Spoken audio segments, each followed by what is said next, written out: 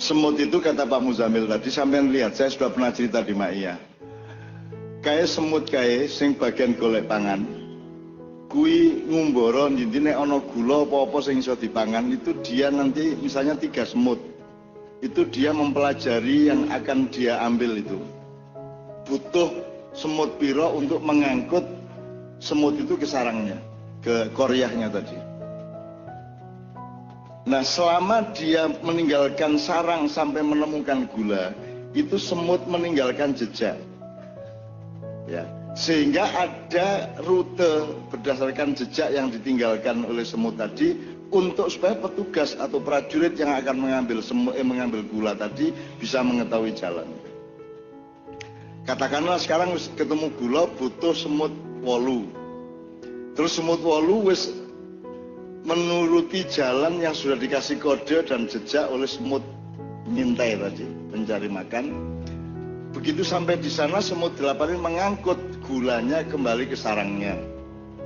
Itu nomor 1 yang dilakukan semut beda sama manusia. Ora ana semut sing mangan gula ndisiki sadurunge tekan sarange. Kira-kira nek menungso dididile ora kuwi? Iso ora tekan sarange ya toh. Dan itu kalau diperbesar ke tambang, ke Freeport, ke kelapa sawit, ke BUMN, ke reklamasi. Seperti Anda ketahui, reklamasi itu jangan dipikir cuma di Jakarta, itu ada 37 wilayah yang sudah dan sedang dikerjakan. Di Jakarta diurek-urek terus akhirnya dibatalke karo Anies, ning sing ning Serang, sing ning Makassar, sing ning Ternate, sing ning Bali berjalan lancar. Jadi mereka akan menciptakan kota-kota besar yang penghuninya bukan orang Indonesia, tidak berbahasa Indonesia dan kaya raya di wilayah-wilayah itu, membokongi atau memantati kalian. Dan itu ada 37. Itu baru reklamasi. Durung meneh kowe nek wis saiki gas dan energi itu sudah akan berpindah ke panas bumi. Panas bumi itu gunung berapi ki wis dikapling, wis dikontrak. 30 sampai 40 tahun. Ya Merapi, ya Merbab, endi wae sing kira-kira ana panas buminya sudah dikontrak, sudah dijual oleh pemerintah tanpa kalian tahu. Panas bumi dari gunung itu termasuk nanti nek kowe ndelok pegunungan Kendeng dan Kapur Utara di utara Pulau Jawa, Jawa Tengah dan Jawa Timur yang kemarin kita ke Rejo apa kayak Banjarrejo sampai ke Jombang Kabuh, itu di situ ada jadi 3 benua itu mepet ning Pulau Jawa Nisor. Kui ada lempengan 3. Lempengannya itu ada di tengah Pulau Jawa, Jawa Tengah, Jawa Timur. Disitulah ada cekungan-cekungan sangat banyak. Ada namanya ada frame-frame ya, yang merupakan pusat kekayaan Indonesia masa depan, yang sekarang sudah diincar. Ya, jadi kowe iki sugih ra karo-karuan ning wis meh dudu wekmu. Ya. Jadi energi panas bumi akan menjadi energi utama dari gunung itu. Bisa digawe listrik, bisa digawe segala macam.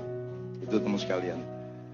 Kalau kita kembalikan kepada omongan Pak Muzamil, apa yang terjadi dengan penjualan aset kita? Tanah air diudani, ya, susunya diperkes-perkes karo wong luar negeri. Ya toh, pokoknya bokongnya dipernek-pernek karo wong luar negeri. Saya kira jenis tanah air itu ibu kita, ibu pertiwi yang sudah ditelanjangi, sudah dihabisin dan sudah direncanakan diperkosa tahun ini, tahun depan dan seterusnya. Bahkan sudah sampai kontrak 34 tahun, 40 tahun ke depan. Kita sudah tidak akan punya apa-apa lagi. Desa ini kalau tanahnya akan dibeli oleh orang-orang kaya dari kota, besok-besok ini akan jadi kota. Kalau jadi kota, Anda lihat akibat kebudayaannya. Kalian akan minggir, selawatan akan di pojok-pojok. Ya, kita tidak berkuasa lagi atas tanah kita karena secara hukum itu tanah mereka, sudah bukan kita lagi. Dan tidak mungkin orang kota yang datang ke sini dengan usaha-usaha teknologinya akan jadi bagian dari orang desa sini. Nah itu semua karena apa? Karena beda sama semut kelakuannya. Nek semut kuwi mau nggawa gula ora dititili. Ya toh, sebelum sampai ke sarangnya. Nomor loro. Kowe nek ndelok semut nyangkut gula, biu ana gula sing akeh. Deloken, kira-kira ditoleh ora karo semute? Ora ditoleh.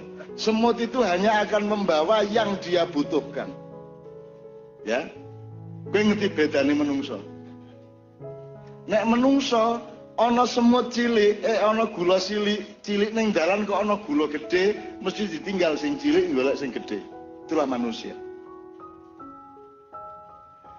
Jadi di Pancasila itu tidak ada Pak urusan materi, tidak ada urusan kekayaan, yang ada adalah urusan keadilan. Tidak ada kemakmuran sosial. Kita tunggu TNI akan berbuat apa. Nah, ini harus diteruskan ya Pak ya. Tapi beliau terikat Sabta Marga, beliau tidak mungkin melakukan itu dari desa. Itu terserah di Jakarta sana. Tapi ingin saya katakan sama Anda, tolong diskusi mengenai Pancasila, mengenai Bhinneka Tunggal Ika itu Anda jangan tertipu. Karena itu adalah bendera yang dipakai oleh setan.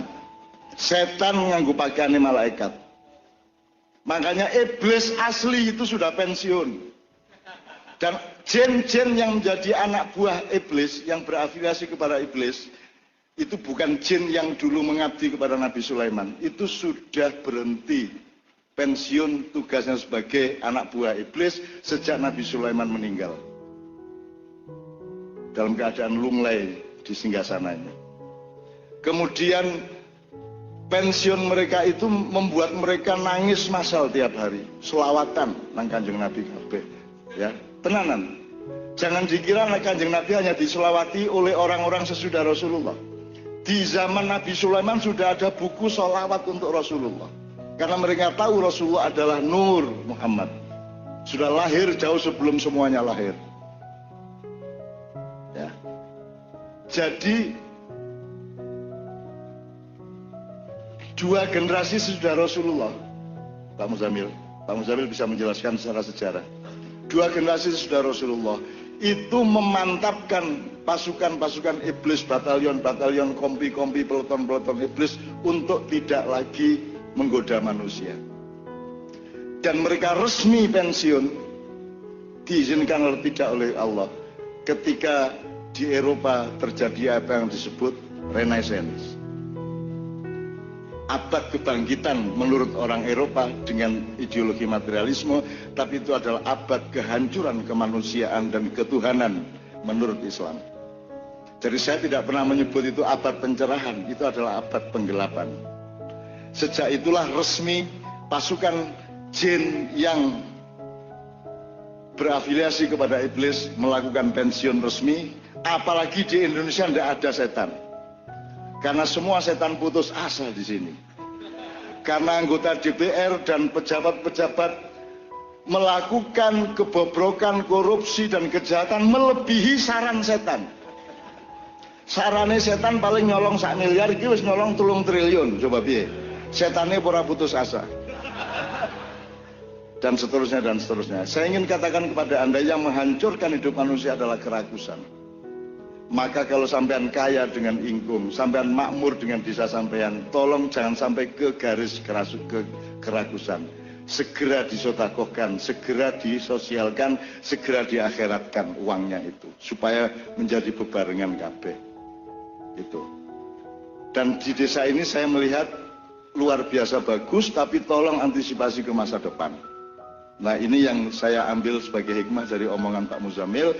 Tetap jadi koryah, tetap jadi semut. Karena semut tidak pernah, bahkan semua binatang tidak ada yang jahat seperti manusia. Makanya apa ada ancaman Allah anjing masuk neraka, Pak Muzamil?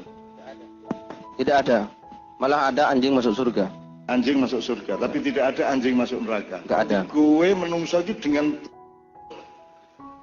memarahi saya karena saya sering ngomong. Terus itu karena saya ngomong atau karena mereka nganggap itu jelek? Aku takon kowe. Nek kowe dionekke kowe kok kayak nek sabrang kowe kok pesek, Nduk. Kowe lara ati to dionekke pesek. Kowe mergo kowe pesek apa mergo pandanganmu mengenai pesek? Karena rumangsamu pesek elek, mulane kowe nesu dionekke pesek. Mulane sing kudu kok robah dudu irungmu njur ditawak-tawaki kaya wong Korea. Sing dirubah adalah pandanganmu mengenai kecantikan. Kecantikan tidak terletak pada hidungnya, kecantikan terletak pada akhlak dan cintanya. Kan begitu. Jadi tidak ada binatang yang jahat, Pak Muzamil. Binatang tidak makan melebihi yang dia maui, yang dia butuhkan, betul enggak? Bahkan tidak ada yang dia inginkan. Kowe nek ndelok apa jenenge? Tikus sing mangan sembarang kae. Kowe kudu mesake kae. Mangkel to kowe. Ning kowe mesake, bayangke nek kowe sing dadekke kowe. Kowe dadekke tikus. Dia tidak bisa apa-apa kecuali melakukan yang dia harus lakukan sebagai tikus. Saonone wesi dipangan kayu, dipangan kain, dipangan driji, dipangan. Nggih mboten? Pancen ngono takdire dhek lah, semut lah ora iso milih. Dia hanya menjalankan yang dia terima dari Allah Subhanahu wa taala, betul enggak? Jadi teman sekalian jangan merendahkan binatang. Ya. Karena binatang tidak pernah berdosa seperti kita. Gitu loh. Ya iblis ada hitungan lain. Jin ada hitungan lain, malaikat ada hitungan lain. Tapi pokoknya intinya sebenarnya manusia ini yang paling bikin repot. Saya akan cerita panjang lebar kapan-kapan di Ma'iyahan mengenai apa yang akan kita alami di tahun-tahun yang segera akan kita masuki. Tapi malam hari ini kira-kira prinsipnya jelas. Ayo sinau dadi semut di dalam koryahnya. Kan gitu kira-kira. Satu, tidak ragus. Jangan menomorsatukan apa tadi Pak Muzamil? Jangan menomorsatukan badokan. Badokan. Meskipun badokan kuwi penting ning ora nomor siji. Kalau ilmu kita jelas selama ini sandang, pangan, papan. Bahkan ini dikasih dialektika oleh itu tadi apa jenenge? Kumpul ora kumpul, mangan ora mangan, kumpul. Angger kumpul. Bukan soal rumahnya tapi kumpulnya. Orang omah ning tetep kumpul ya iso to ya ning alas, ning lapangan kan iso. Tapi nomor satu adalah persatuannya, silaturahminya kan gitu. Nah kalau sandang pangan papan kan kue wis ngerti apa jenenge workshopnya selama ini dalam Ma'iyahan. Bahwa nek kue kena gempa kaya wingi kae, njur maring ditulung karo mbok sapa teko ring kene ming ana panganan karo celana, kue milih panganane apa celanane? Celana. Kan kowe ora mungkin jawab, wis ora apa-apa sing penting mangan ra kathokan ra apa-apa kan ora mungkin. Kan kowe tetep milih aku sing penting aku kathokan milih ra apa-apa. Karena Anda adalah manusia, jadi tetep sandang nomor 1, nomor 2 pangan, nomor 3 papan. Orang di omah ra apa-apa anggere iso mangan, kan gitu. Ning ora mangan ra apa-apa anggere isih kathokan. Lah kalau sekarang ini menurut sampean Indonesia ini kathokan ora? Saiki ke Indonesia iki kathokan ora? Dipelorot apa dipelorot dhewe? Dipelorot uang apa dipelorot dhewe? Malah dipelorot monggo, monggo dipeliak-peliak. Monggo Mas, investasi dong. Gimana? Monggo. Monggo. Jadi itu sebabnya Pak Muzamil mengatakan negara sinau nang desa apa desa sinau nang negara? Kebo nyusu gudel apa gudel nyusu kebo. Ini negara tidak belajar kepada desa. Ono merti desa, ora ono merti negara. Apa meneh? Bersih desa tapi tidak ada bersih negara, betul enggak? Negara sama sekali tidak hanya tidak belajar kepada desa, negara sangat merendahkan desa. Termasuk dana desa dipikirnya itu menyenangkan orang desa. Itu ngerepotin Pak Lurah. Was, apa meneh regulasine ra cetha. Ora sesuai dengan apa yang terjadi di kampung yang berbeda-beda. Dan itu dipikirnya orang desa dikasih duit oleh pemerintah gitu. Cara berpikirnya. Pemerintah itu endi kowe duit? Loh, ya pemerintah iki wong sing dibayar apa sing dibayar apa sing bayar? Sing dibayar kok ngekeki duit nang wong sing bayar. Wong desa lak rakyate lak sing bayari. Endi ana buruh ngekeki duit jeragane? Nggih mboten. Lah iya kok kowe jari ini bantuan pemerintah. Pemerintah kok bantu ra iso kowe. Kuwi duitnya rakyat dhewe kowe menyampaikan bukan bantuan. Enggak ada bantuan pemerintah. Ini bahasa yang luar biasa berkhianat terhadap hakikat hidup. Enggak ada bantuan pemerintah. Itu duitnya rakyat sendiri diterimakan kepada rakyat. Pemerintah yang ngurusi sebagai bendahara dan kasirnya gitu kan. Ini duitnya pemerintah. Nah ada dana desa Pak itu duit sampean dhewe, dudu bantuan dari wah pemerintah apik ya. Oh lho, keren duit wong kowe dibayari kok.